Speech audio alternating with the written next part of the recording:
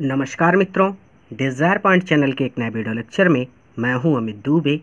और आज के इस वीडियो लेक्चर में हम कक्षा 10 हिंदी के चौथे अध्याय डॉक्टर राजेंद्र प्रसाद की रचना भारतीय संस्कृति का अध्ययन करेंगे। और इस वीडियो लेक्चर में आगे बढ़ने से पहले मैं आप सबसे एक छोटा सा प्रॉमिस करता हूं कि जब ये वीडियो लेक्चर कंप्लीट होगा तो आपके लिए ये चैप्टर धुआं होने वाला है। यानी बहुत ही बारीकी से और बहुत सरल शब्दों में मैं आज आपको ये चैप्टर पढ़ाने वाला हूँ।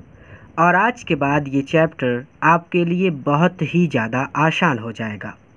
चलिए अब देखिए क्या कहते हैं कि कोई विदेशी जो भारत से बिल्कुल अपरिचित हो, अर्थात जिसे भारत के बारे में बिल्कुल जानकारी ना हो, एक छोर से दूसरे छोर तक सफ़र करे तो उसको इस देश में इतनी विभिन्नताएं देखने में आएंगी कि वह कह उठेगा कि यह देश नहीं बल्कि कई देशों का समूह है। कैसे, आगे बताते हैं। जो एक दूसरे से बहुत बातों में और विशेष करके ऐसी बातों में जो आसानी से आंखों के सामने आती है बिल्कुल भिन्न है। हमारे देश में बहुत सी भिन्नताएं हैं। देखिए कौन कौन सी। प्राकृतिक विभिन्नताएं भी इतनी और इतने प्रकार की और इतनी गहरी नज़र आएंगी जो किसी एक महाद्वीप के अंदर ही नज़र आ सकती हैं। देखिए प्राकृतिक विभिन्नताएं भी हमारे देश में हैं। कैसी, ये लिखते हैं कि हिमालय का बर्फ़ से ढकी हुई पहाड़ियों का एक छोर, देखिए क्या लिखा है कि हिमालय की बर्फ़ से ढकी हुई पहाड़ियाँ एक छोर पर मिलेंगी और जैसे जैसे वहाँ दक्षिण, यानी दक्षिण मतलब दक्षिण की ओर बढ़ेगा, गंगा, जमुना, ब्रह्मपुत्र से प्लावित यानी इनसे सींचा गया समतलों को छोड़कर फिर विघ्न, अरावली, सतपुड़ा, सह्याद्री, नीलगिरी की श्रेणियों के बीच समतल के हिस्से रंग बिरंगे देखने में आएंगे। यानी एक ओर आप देखेंगे तो आपको हिमालय दिखेगा जो बर्फ से ढका हुआ है, और अगर आप दक्षिण की ओर बढ़ेंगे तो आपको गंगा, जमुना, ब्रह्मपुत्र से प्लावित समतल मतलब जैसे समतल भूमि है जहाँ पे खेती वगैरह की जाती है, समतलों को छोड़कर फिर विंध्य, अरावली, सतपुड़ा, सह्याद्री, नीलगिरी की श्रेणियों के बीच समतल हिस्से रंग बिरंगे देखने में आएंगे। पश्चिम से पूर्व तक जाने में भी उसे इसकी विभिन्नताएं देखने को मिलेगी। हिमालय की सर्दी के साथ साथ जो साल में कभी भी मनुष्य को गर्म कपड़ों से और आग से छुटकारा नहीं देती, समतल प्रांतों की जलती हुई लू और कन्याकुमारी का वह सुखद मौसम जिसमें ना कभी सर्दी होती है और ना गर्मी देखने को मिलेगा। अर्थात एक स्थान पर बहुत ज़्यादा ठंड, एक स्थान पे बहुत ज़्यादा गर्मी, और एक स्थान ऐसा भी है जहाँ पे न ठंडी पड़ती है और न गर्मी पड़ती है। अगर असम की पहाड़ियों में वर्ष में 300 इंच वर्षा मिलेगी तो जैसलमेर की तप्त भूमि भी मिलेगी। कहने का यहाँ पे सीधा सीधा मतलब है कि भारत विविधता में एकता वाला देश है, और यहाँ पर जितनी प्राकृतिक विविधताएं भारत में देखने को मिलती हैं उतनी किसी अन्य प्रांत या अन्य देश में नहीं है। वो कहते हैं कि भारत में यदि असम की पहाड़ियों में 300 इंच तक की वर्षा वाले क्षेत्र हैं तो दूसरी तरफ राजस्थान के जैसलमेर में 2-4 इंच वर्षा वाले क्षेत्र भी नहीं हैं। भाई राजस्थान में तो बिल्कुल भी बारिश नहीं होती, ठीक है, जहाँ साल में 2-4 इंच भी वर्षा नहीं होती। कोई ऐसा अन्न नहीं जो यहाँ उत्पन्न ना किया जाता हो, कोई ऐसा फल नहीं जो यहाँ पैदा किया ना जा सके, कोई ऐसा खनिज पदार्थ नहीं जो यहाँ के भूगर्भ में ना पाया जाता हो, भूगर्भ यानी धरती के अंदर, और ऐसा कोई वृक्ष या जानवर है और ना कोई ऐसा वृक्ष अथवा जानवर है। अर्थात हर तरह के जानवर और हर तरह के वृक्ष हमारे देश में मिलते हैं जो यहाँ फैले हुए जंगलों में ना मिले। यदि इस सिद्धांत को देखना हो कि आब हवा का असर इंसान के रहन सहन, खान पान, वेशभूषा, शरीर और मस्तिष्क पर पड़ता है तो उसका जीता जाता सबूत भारत में बसने वाले भिन्न भिन्न प्रांतों के लोग देते हैं। भाई आबो हवा यानी वातावरण का प्रभाव मनुष्य के रहन सहन, खान पान, वेशभूषा, शरीर और मस्तिष्क पर पड़ता है, और इसका जीता जागता सबूत भारत में बसने वाले भिन्न भिन्न प्रांतों के लोग देते हैं। इसी तरह मुख्य भाषाएं भी कई प्रचलित हैं और बोलियों की तो कोई गिनती ही नहीं। बहुत सी हमारे देश में भाषाएं बोली जाती हैं और बहुत सी बोलियां हैं, क्योंकि यहाँ एक कहावत मशहूर है कि कोश कोश पर बदले पानी और 4 कोश पर बानी। यानी हर एक कोस जाने पर पानी बदल जाता है, पानी का स्वाद बदल जाता है।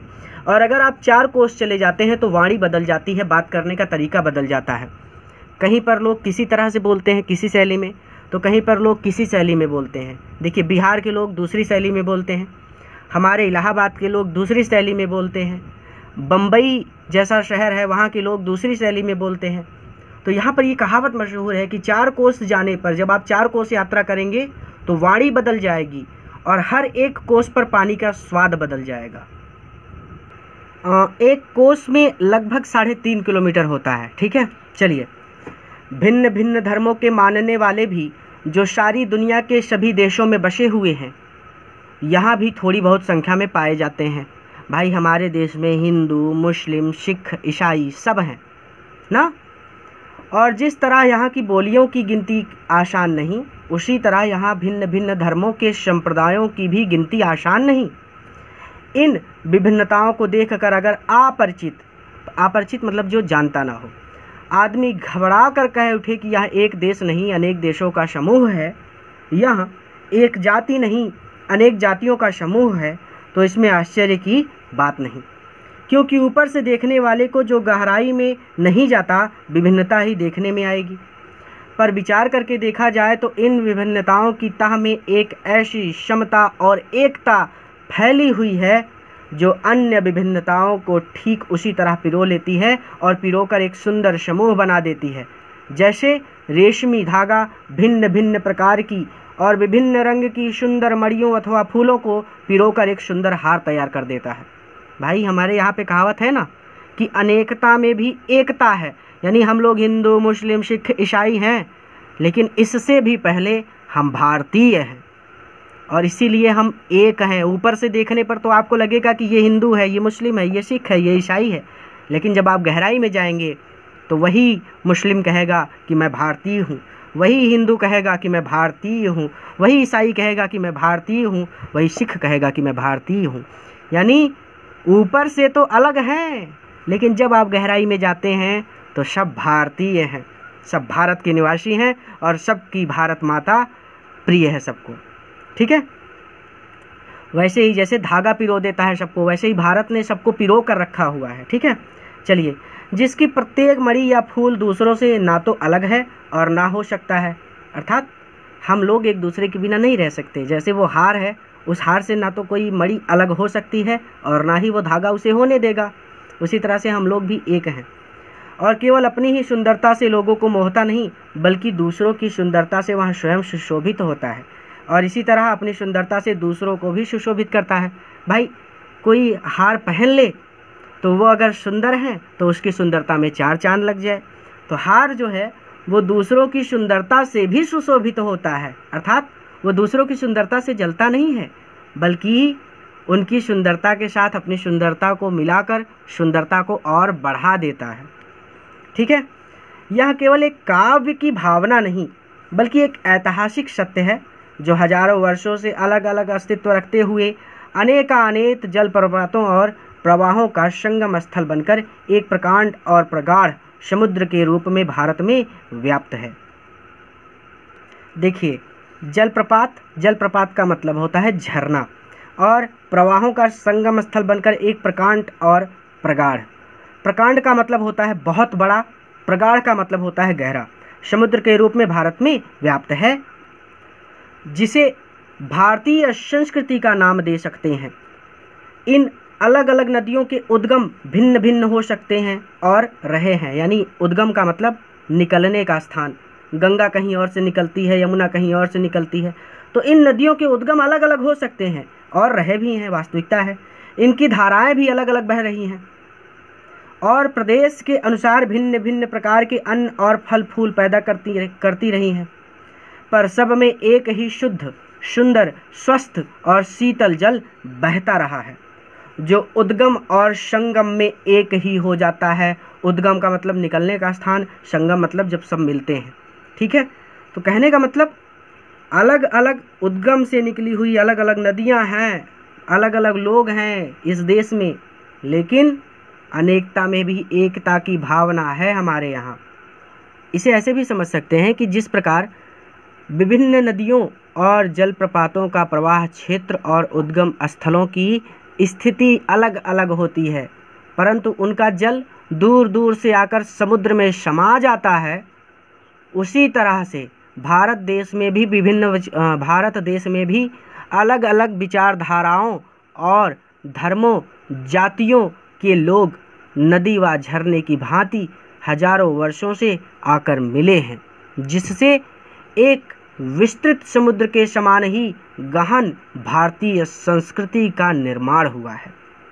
चलिए, आज हम इसी निर्मल, शुद्ध, शीतल और स्वस्थ अमृत की तलाश में हैं और हमारी इच्छा, अभिलाषा और प्रयत्न यह है कि वह इन सभी अलग अलग बहती हुई नदियों में अभी भी उसी तरह बहता रहे और इसको वह अमृत तत्व देता रहे, जो जमाने के हजारों थपेड़ों को बर्दाश्त करता हुआ, थपेड़ों मतलब थप्पड़, करता हुआ भी आज हमारे अस्तित्व को कायम रखे हुए है और रखेगा।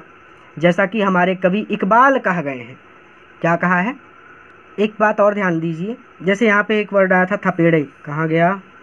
थपेड़े। थपेड़ों का मतलब हो सकता है धक्का, या फिर हाँ थप्पड़ भी कह सकते हैं, लेकिन धक्का भी कह सकते हैं, ठीक है। चलिए, बाकी तो सब एकदम नॉर्मल से वर्ड थे। बाकी मगर है अब तक नामो निशा हमारा, कुछ बात है कि हस्ती मिटती नहीं हमारी, सदियों रहा है दुश्मन दौरे जमा हमारा।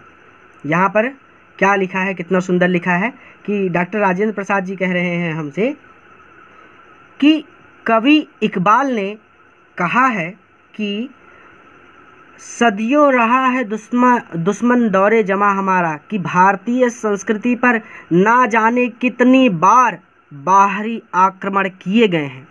भाई, बहुत से लोग आए, अंग्रेज आए, मुग़ल आए, सबने आक्रमण किया हमारी संस्कृति पर। तो बहुत से लोगों ने, यानी इकबाल ने कहा है कि भारतीय संस्कृति पर ना जाने कितनी बार बाहरी आक्रमण किए गए हैं और अनेक बार यह आक्रमणकारी, ऐसे पढ़ सकते हैं हम इसको कि अनेक बार यह आक्रमणकारियों की धर्मांधता का शिकार भी हुई है।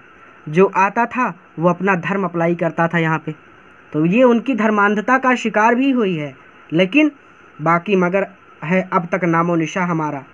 लेकिन यहाँ एक ऐसा तत्व विद्यमान है जिसके बल पर भारतीय संस्कृति का अस्तित्व आज भी ज्यों का त्यों बना हुआ है, और कुछ बात है कि हस्ती मिटती नहीं हमारी, अर्थात आज भी बना हुआ है और आगे भी बना रहेगा। समझ में आ गया बात?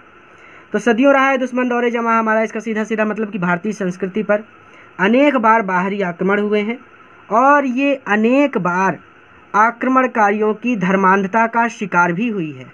लेकिन यहाँ पर एक ऐसा तत्व विद्यमान है जिसके बल पर भारतीय संस्कृति का अस्तित्व आज भी ज्यों का त्यों बना हुआ है और आगे भी ऐसे ही बना रहेगा। यह एक नैतिक और आध्यात्मिक स्रोत है जो अनंत काल से प्रत्यक्ष और अप्रत्यक्ष रूप से संपूर्ण देश में बहता रहा है और कभी कभी मूर्त रूप होकर हमारे सामने आता है। तो नैतिक, सब जानते हैं, नैतिक का मतलब होता है नीति और चरित्र संबंधी। आध्यात्मिक मतलब होता है आत्मा से संबंधित स्रोत है जो अनंत काल से प्रत्यक्ष और अप्रत्यक्ष, प्रत्यक्ष मतलब जिसे आंखों से देख सके स्पष्ट रूप से, और अप्रत्यक्ष जो स्पष्ट रूप से ना दिखे, रूप से संपूर्ण देश में बहता रहा है और कभी कभी मूर्त रूप होकर हमारे सामने आता रहा है। इसका सीधा सीधा मतलब लेखक कहते हैं कि भारतीय संस्कृति में विद्यमान अमृत तत्व का स्रोत नैतिक और आध्यात्मिक है, जो अनंत काल से ही प्रत्यक्ष अथवा अप्रत्यक्ष रूप से समस्त देश में प्रवाहित होता चला आ रहा है और ये कभी कभी प्रत्यक्ष रूप में किसी न किसी महान पुरुष के रूप में जन्म भी लेता रहा है। भाई, महात्मा गांधी एक महान पुरुष थे, विवेकानंद एक महान पुरुष थे, चंद्रशेखर आज़ाद महान पुरुष थे। तो ये सब चीज़ें हमारी सामने आ जाती हैं किसी न किसी व्यक्ति का रूप धारण करके। झांसी की रानी, बताइए, ये लोग महान थे ना, अपने आप में इनका एक इतिहास रहा है। तो ये सारी चीज़ें आती हैं। यह हमारा सौभाग्य रहा है कि हमने ऐसे ही मूर्त रूप को अपने बीच चलते फिरते हंसते रोते भी देखा है। भाई, महाराणा प्रताप हमारे बीच चलते रहे, हमारे बीच हमने उन्हें देखा कि वो कितना संघर्ष कर रहे थे, वो कितने महान थे। तो ये चलते फिरते भी हैं, हंसते रोते भी हैं, जिसने अमरत्व की याद दिलाकर हमारी सूखी हड्डियों में नई मज्जा डाल करके हमारे मृत पाए शरीर में नए प्राण फूके और मुरझाए हुए दिलों को फिर खिला दिया। तो सूखी हड्डियों में नई मज्जा डालकर हमारे मृत पाए मतलब मरा हुआ, ठीक है। और मज्जा जो होता है ना, मज्जा मतलब होता है चर्बी, ठीक। शरीर में नए प्राण फूके, यानी हड्डियाँ सूख जाएं तो ना शरीर में चर्बी रह जाए और ना प्राण। तो क्या हुआ कि इसने क्या किया कि शरीर में चर्बी भी डाली, हाड़ मांस भी डाला और साथ ही साथ प्राण भी फूंक दिए और मुरझाए हुए दिलों को फिर खिला दिया। यह अमृत तो सत्य और अहिंसा का है, जो केवल इसी देश के लिए नहीं, आज मानव मात्र के जीवन के लिए अत्यंत आवश्यक हो गया है। हम इस देश में प्रजातंत्र की स्थापना कर चुके हैं। हमारे देश में प्रजातंत्र है।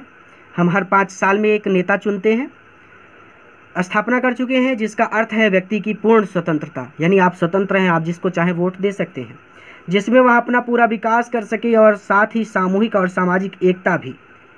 व्यक्ति और समाज के बीच में विरोध का आभास होता है। व्यक्ति अपनी उन्नति और विकास चाहता है और यदि एक की उन्नति और विकास दूसरे की उन्नति और विकास में बाधक हो तो संघर्ष पैदा होता है और यह संघर्ष तभी दूर हो सकता है जब सबके विकास के पथ अहिंसा के हों, यानी एक दूसरे का सर ना फोड़ें बल्कि अपने कर्म करते रहें। इसमें समझाने जैसा कुछ नहीं है। हमारी सारी संस्कृति का मूलाधार इसी अहिंसा तत्व पर स्थापित रहा है, यानी हमें हमेशा से सिखाया जाता है कि अहिंसा ही परम धर्म है, अहिंसा का रास्ता चुनिए। महात्मा गांधी भी अहिंसा का आलाप कर रहे थे, ठीक है। तो वही चीज़, जहाँ जहाँ हमारे नैतिक सिद्धांतों का वर्णन आया है, अहिंसा को ही उसमें मुख्य स्थान दिया गया है। अहिंसा का दूसरा नाम या दूसरा रूप त्याग है और हिंसा का दूसरा रूप या नाम स्वार्थ है, यानी स्वार्थ में अंधी होकर आप हिंसा करते हैं, आप लोगों का बुरा करते हैं, आप लोगों से लड़ाई करते हैं। लेकिन जब आप अहिंसा को अपनाते हैं तो आप त्याग करने की क्षमता से परिपूर्ण हो जाते हैं। आप अपना हिस्सा भी त्याग देते हैं कि चाहिए आप खुश रहिए, आप ही महान हैं, हम इतने में ही संतुष्ट हैं। जो प्रायः भोग के रूप में हमारे सामने आता है, पर हमारी सभ्यता ने तो भोग भी त्याग से ही निकाला है और भोग भी त्याग में ही पाया है। श्रुति कहती है तेन त्यक्तेन भुजि था।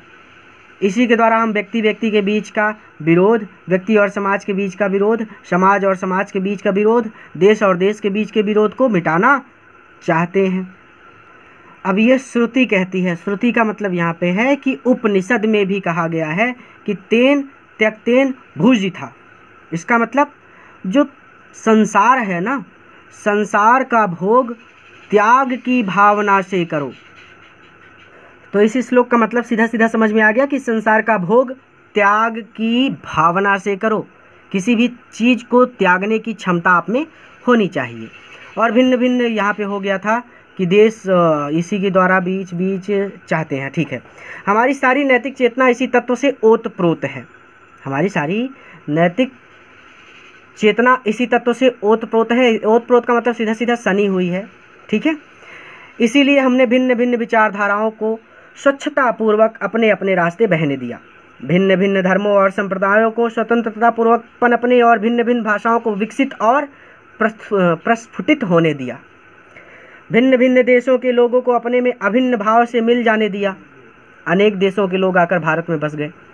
भिन्न भिन्न देशों की संस्कृतियों को अपने में मिलाया। हमारे देश में अनेक संस्कृतियाँ आपको देखने को मिल जाएगी। कोई किसी संस्कृति को मानता है तो कोई किसी संस्कृति को मानता है, और अपने को उनमें मिलने दिया। और देश और विदेश में एक सूत्रता तलवार के जोर से नहीं बल्कि प्रेम और सौहार्द से स्थापित की।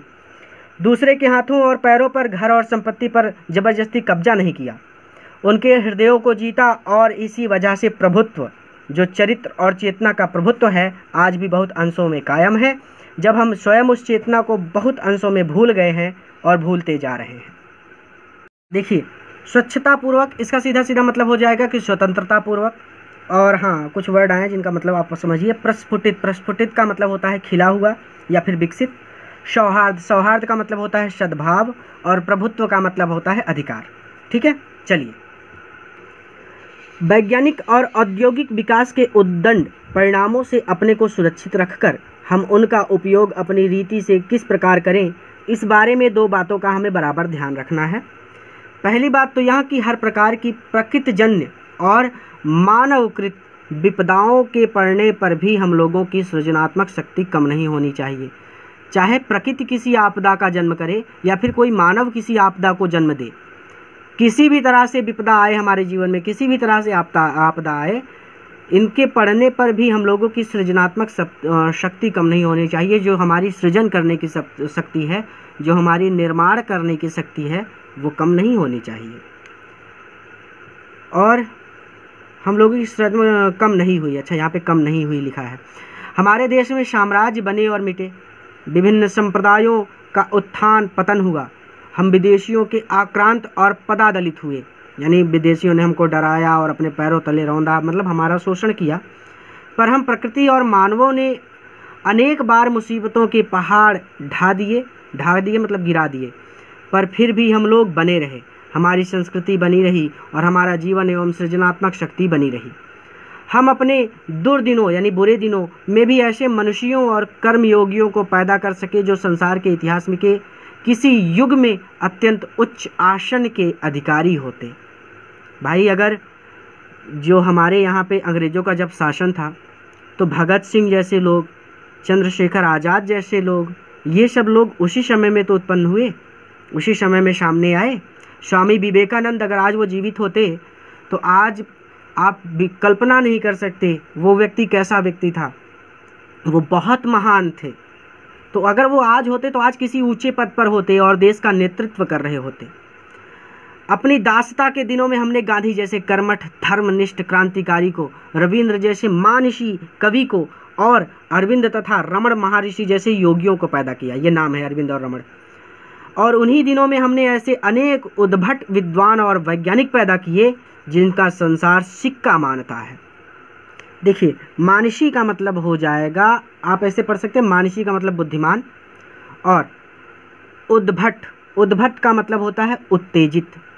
और गांधी जी के लिए कर्मठ वर्ड का यूज हुआ है। कर्मठ का मतलब होता है काम में कुशल। चलिए, और उन्हीं दिनों में हमने ऐसे अनेक विद्वान पैदा किए जिनका सिक्का मानता है। ठीक है, जिन हालातों में पढ़कर संसार की प्रसिद्ध जातियाँ मिट गई, उनमें हम न केवल जीवित ही रहे वरन अपने आध्यात्मिक और बौद्धिक गौरव को भी बनाए रख सके। उसका कारण यही है कि हमारी सामूहिक चेतना ऐसे नैतिक आधार पर ठहरी हुई है जो पहाड़ों से भी मजबूत, समुद्रों से भी गहरी और आकाश से भी अधिक व्यापक है। व्यापक मतलब विस्तृत या फिर बड़ी। दूसरी बात जो इस संबंध में विचारणीय है वह यह है कि संस्कृति अथवा सामूहिक चेतना ही हमारे देश का प्राण है। विचारणीय मतलब विचार करने योग्य, ठीक है। और सामूहिक चेतना मतलब समूह की जागरूकता। इसी नैतिक चेतना के सूत्र से हमारे नगर और ग्राम, हमारे प्रदेश और संप्रदाय, हमारे विभिन्न वर्ग और जातियां आपस में बंधी हुई हैं। जहां उनमें और सब तरह की विभिन्नताएं हैं, वहां उन सब में यह एकता है। इसी बात को ठीक तरह से पहचान लेने से बापू ने जनसाधारण को बुद्धिजीवियों के नेतृत्व में क्रांति करने के लिए तत्पर करने के लिए इसी नैतिक चेतना का सहारा लिया था। कहने का मतलब कि इसी बात को गांधी जी ने अच्छी तरह से समझा था और इसीलिए उन्होंने जनसाधारण को बुद्धिजीवियों के नेतृत्व में क्रांति करने के लिए और इसी नैतिक चेतना को अपना सहारा बनाया था। ठीक है, और नेतृत्व में कार्य करने के लिए तत्पर और इसी नैतिक चेतना का सहारा लिया था, यानी इसी नैतिक चेतना का उन्होंने अपना सहारा बनाया था। और क्या था? अहिंसा। पहली सहारा उनका था अहिंसा। ये वो हथियार नहीं उठाते थे, वो लड़ते नहीं थे। सेवा, त्याग की बातों से जनसाधारण का हृदय इसीलिए आंदोलित हो उठा क्योंकि उन्हीं से तो वह शताब्दियों से प्रभावित और प्रेरित रहा। जनसाधारण के हृदय में उसकी धड़कती चेतना और क्रांति की शक्ति बनाने में ही बापू की दूरदर्शिता थी और इसी में उनकी सफलता थी। तो कहने का मतलब जनसाधारण का हृदय इसी से आंदोलित उठा क्योंकि उन्हीं से तो वह शताब्दियों से प्रभावित और प्रेरित था। कहने का मतलब कि अहिंसा, सेवा और त्याग गांधी जी के मुख्य हथियार थे जिनसे आम जनता आंदोलित हो उठी। और होती भी क्यों ना, क्योंकि कई वर्षों से यह इन्हीं से प्रभावित और प्रेरित होती आ रही है। हमारी जनता जो है, जो हम लोग हैं, हम सीखते हैं कि हिंसा नहीं करनी चाहिए, हिंसा नहीं करनी चाहिए, यानी हम अहिंसा चुनते हैं हमेशा। हम सेवा करते हैं दूसरों की, हम त्याग करने की क्षमता से भरे हुए हैं, यानी हम अपना अधिकार भी त्याग देते हैं। अगर हम किसी का भला होता देखें कि हमारे इस चीज़ को त्याग देने से सामने वाले व्यक्ति का भला हो जाएगा तो हम उसे त्याग देते हैं। हमें त्याग की भी भावना है ना, और हम इसी से प्रेरित हैं। ये हमने वर्षों से देखा है। मैं तो यही समझता हूँ कि यदि हमें अपने समाज और देश में उन सब अन्यायों और अत्याचारों की पुनरावृत्ति नहीं करनी है, पुनरावृत्ति मतलब दोहराना, फिर से दोहराना, जिनके द्वारा आज के सारे संघर्ष उत्पन्न होते हैं, तो हमें अपनी ऐतिहासिक नैतिक चेतना या संस्कृति के आधार पर ही अपनी आर्थिक व्यवस्था बनानी चाहिए, अर्थात उसके पीछे व्यक्तिगत लाभ और भोग की भावना प्रधान ना होकर व्यक्तिगत त्याग और सामाजिक कल्याण की भावना ही प्रधान होनी चाहिए। ठीक है। आर्थिक व्यवस्था का मतलब होता है धन का वितरण और उपयोग। ठीक। हमारे प्रत्येक देशवासी को अपने सारे आर्थिक व्यापार और उसी भावना से प्रेरित होकर करने चाहिए। व्यक्तिगत स्वार्थों और स्वार्थों पर जोर ना देकर व्यक्तिगत कर्तव्य और सेवा निष्ठा पर जोर देना चाहिए और हमारी प्रत्येक कार्यवाही इसी तराजू पर तौली जानी चाहिए। स्वत्व का मतलब होता है अधिकार। किसी भी क्रिया के पीछे जो भावना निहित होती है उसका बड़ा प्रभाव हुआ करता है और परिणाम भी। यद्यपि देखने में क्रिया का रूप एक ही क्यों ना हो, एक छोटे से उदाहरण से ये बात स्पष्ट की जा सकती है। एक सम्मिलित परिवार है जिसका प्रत्येक व्यक्ति इस नैतिक भावना से काम करता है कि उसका कर्तव्य है कि सभी व्यक्तियों को अधिक से अधिक वहाँ सुख पहुँचा सके और प्रत्येक व्यक्ति पूरी शक्ति लगाकर जितना भी उपार्जन किया जाता है करता है। ठीक है। यानी जितना वो कमा सकता है उतना वो कमाता है। सबका सामूहिक उपार्जन मान लीजिए कि एक रकम होती है, मान लीजिए कोई एक फिक्स अमाउंट है, जैसे मान लीजिए कि 10,000 में घर का खर्चा चल जाता है, तो वो एक रकम है, फिक्स अमाउंट है। जिससे अधिक उपार्जन करने की शक्ति परिवार में नहीं हो, यानी उससे ज़्यादा कमाने की शक्ति परिवार में ना हो, उसी परिवार का प्रत्येक व्यक्ति इस भावना से काम करता है कि उसको अपने सुख के लिए अधिक से अधिक उपार्जन करना चाहिए और उपार्जन करता हो तो भी सब व्यक्तियों का सामूहिक उपार्जन उतना होगा जितना कि प्रथमोक्त स्थिति में, और सामूहिक संपत्ति दोनों स्थितियों में बराबर होगी और उसका बंटवारा कर दिया जाए तो प्रत्येक को बराबर ही सुख होगा। पर इन दोनों स्थितियों में बहुत बड़ा अंतर यहाँ पड़ जाएगा कि पहली स्थिति में संघर्ष का कोई भय नहीं, क्योंकि कोई केवल अपने लिए कुछ नहीं कर रहा है, और दूसरे में संघर्ष अनिवार्य है क्योंकि प्रत्येक अपने लिए ही कर रहा है। हम समझते हैं कि हमारी संस्कृति का तकाजा है कि पहली स्थिति में हम अपने को लाएं, और यदि संसार का संघर्ष मिटाना है तो उसी भावना को सर्वमान्य बनाना होगा। जब तक ऐसा नहीं होता, संघर्ष चाहे वह व्यक्ति के बीच का हो, चाहे देश के बीच का हो, वर्तमान रहेगा ही। अर्थात जब तक ऐसा नहीं होता तब तक संघर्ष चलता ही रहेगा।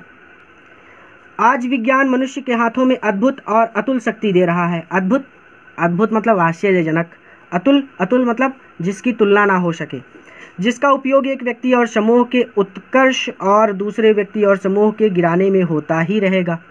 उत्कर्ष का मतलब होता है उन्नति। इसीलिए हमें उस भावना को जागृत रखना है, और उसे जागृत रखने के लिए कुछ ऐसे साधनों को भी हाथ में रखना होगा जो उस अहिंसात्मक त्याग भावना को प्रोत्साहित करें और भोग वासना को दबाए रखें। नैतिक अंकुश के बिना, अंकुश मतलब हाथी को अंकुश लगाया जाता है ताकि उसे रोका जा सके, यानी खुद पर कंट्रोल किया जा सके, वो होता है अंकुश। के बिना शक्ति मानव के लिए हितकर नहीं। तो शक्ति पर भी अंकुश होना चाहिए, शक्ति पर भी लगाम होनी चाहिए। वह नैतिक अंकुश यह चेतना या भावना ही दे सकती है, वही उस शक्ति को परिमित भी कर सकती है और उसके उपयोग को नियंत्रित भी। वर्तमान युग में भारतीय संस्कृति के समन्वय के प्रश्न के अतिरिक्त यह बात भी विचारनी है कि भारत के प्रत्येक प्रादेशिक भाषा और सुंदर और आनंदप्रद कृतियों का स्वाद भारत के अन्य प्रदेशों को लोगों को कैसे चखाया जाए।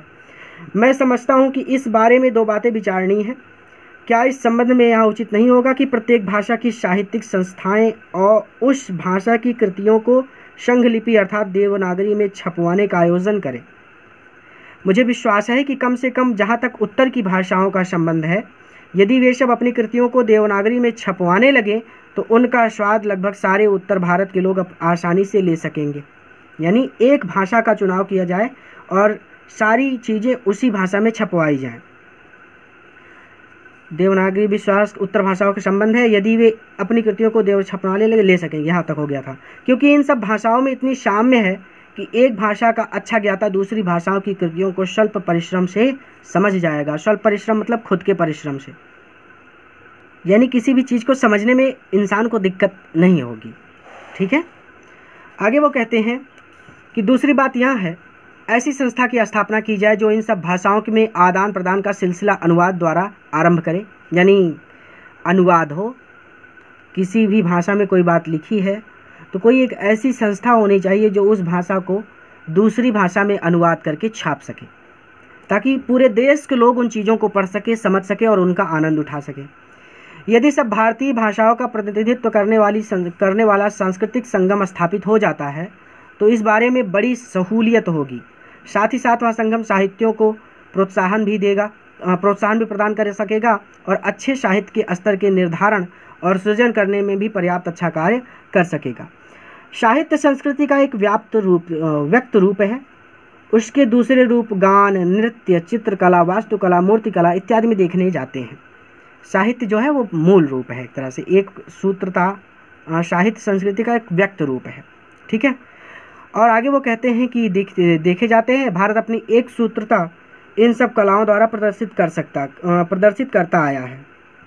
इसका सीधा सीधा मतलब क्या है? इतना लंबा खींच दिया, इसका मतलब क्या है? देखिए, कहने का मतलब लेखक कहते हैं कि भारतवर्ष में बसी हुई भिन्न भिन्न संस्कृतियों के समन्वय के लिए ये आवश्यक है कि हम सभी लोग मिलकर एक ऐसी संस्था की स्थापना करें जिससे सभी भारतीय भाषाओं की कृतियों में पारस्परिक आदान प्रदान का सिलसिला अनुवाद के रूप में प्रारंभ हो सके। अर्थात एक ऐसी संस्था होनी चाहिए जो किसी एक भारतीय भाषा की कृति का अन्य सभी भारतीय भाषाओं में अनुवाद कर सके, जिससे उस कृति का पाठक जो वर्ग है वो विस्तृत हो सके, अर्थात उस कृति को बहुत से लोग और विभिन्न भाषाओं को बोलने वाले लोग पढ़ सकें। और लेखक हमें ये भी कहते हैं कि यदि सभी भारतीय भाषाओं का प्रतिनिधित्व करने वाला सांस्कृतिक संगम स्थापित हो जाए तो इस संदर्भ में सहजता व सरलता से कार्य किया जा सकेगा। भारतवर्ष में बसी भिन्न भिन्न संस्कृतियों में समन्वय के लिए आवश्यक है कि भिन्न भिन्न भाषाओं के लेखक और साहित्यकार का समन्वय हो। यदि हमारे देश में इस प्रकार का कोई संगम स्थापित हो जाएगा तो ये विभिन्न भाषा के साहित्यकारों को साहित्य सृजन के लिए प्रोत्साहित कर सकेगा और इसी के साथ यह संगम साहित्य के स्तर के बढ़ावे और उच्च कोटि की साहित्यिक रचना करने में भी पर्याप्त रूप से सहायक सिद्ध होगा। साहित्य किसी भी देश की संस्कृति का व्यक्त रूप होता है और भारत इसके दूसरे रूप गायन, नृत्य, चित्रकला, वास्तुकला, मूर्तिकला, यहाँ पे लिखा ना चित्रकला, वास्तुकला, मूर्तिकला इत्यादि में देखे जाते हैं। अर्थात भिन्न भिन्न कलाओं को एक सूत्रता में बांधकर अपनी संस्कृति का प्रदर्शन करता आया है। मतलब भारत इसके दूसरे रूप जैसे गायन, नृत्य, चित्रकला, ये है ना गान, नृत्य, चित्रकला, वास्तुकला, मूर्तिकला, तो इत्यादि भिन्न भिन्न कलाओं को एक सूत्रता में बांधकर अपनी साहित्य और अपनी संस्कृति का प्रदर्शन करता आया है। गर फिरदौस बर रुए जमीन अस्त, हमी अस्तो हमी अस्तो हमी अस्तो। गर फिरदौस, ये देखिए इसका मतलब यहाँ पर है यदि पृथ्वी पर स्वर्ग है, गर फिरदौस बर रुए जमीन अस्तो, अगर पृथ्वी पर कहीं स्वर्ग है, हमी अस्तो हमी अस्तो हमी अस्तो, तो यही है यही है यही है। ठीक है, यदि पृथ्वी पर कहीं स्वर्ग है तो यही है यही है यही है। ठीक है, यह स्वप्न तभी सत्य होगा और पृथ्वी पर स्वर्ग तो तभी स्थापित होगा जब अहिंसा, सत्य और सेवा का आदर्श सारे भूमंडल में मानव जीवन का मुख्य आधार और प्रधान प्रेरक शक्ति हो गया होगा। लेखक राजेंद्र प्रसाद जी कहते हैं कि यदि इस संसार में कहीं पर स्वर्ग है तो वह इसी भारत की धरती पर स्थित है और भारत एक ऐसा देश है जिसे पृथ्वी का स्वर्ग कहा जाता है। परंतु वर्तमान समय में ये देश स्वर्ग नहीं रहा, क्योंकि लोगों में पहले की भांति सत्य, अहिंसा, निस्वार्थ और परोपकार की भावना बची ही नहीं, जो भारत को स्वर्ग बनाने में सहायक थी। यदि आज हमें भारत को पुनः स्वर्ग बनाना है तो हम लोगों में सत्य, अहिंसा और सेवा भाव को स्थापित करना होगा और भारत के साथ साथ ये सत्य, अहिंसा, सेवा का भाव संपूर्ण पृथ्वी के मानव जीवन से संबंधित मुख्य आधार है। जब ये सभी नैतिक गुण समाज में विद्यमान हो जाएंगे तो हमारा पृथ्वी को पुनः स्वर्ग बनाने का सपना अवश्य ही पूरा हो सकेगा। तो यही बात यहाँ पर कही गई कि यदि पृथ्वी पर स्वर्ग है तो यहाँ है, यहाँ है, यहाँ है, और यह स्वप्न तभी सत्य होगा जब पृथ्वी पर स्वर्ग, तो यह स्वप्न तभी सत्य होगा और पृथ्वी पर स्वर्ग तो तभी स्थापित होगा जब अहिंसा, सत्य और सेवा का आदर्श सारे भूमंडल में मानव जीवन का मुख्य आधार और प्रधान प्रेरक शक्ति हो गया होगा। लेखक हैं डॉक्टर राजेंद्र प्रसाद। जो कुछ छूट गया हो, ये कुछ शब्द हैं जिनके शब्दार्थ हैं। इस वीडियो को अपने मित्रों के साथ ज़रूर शेयर कीजिएगा ताकि वो भी इसे समझ सकें, और इसे खुद से पढ़िएगा तब आप इसे आसानी से समझ सकेंगे, ठीक है। क्योंकि चैप्टर बहुत तेज़ी से पढ़ा दिया है, एक बार आप इसे खुद से पढ़ लीजिएगा, आपके लिए क्लियर हो जाएगा। पूरा वीडियो देखने के लिए धन्यवाद। किसी नए वीडियो लेक्चर में किसी नए चैप्टर के साथ मैं आपसे फिर से मिलता हूँ।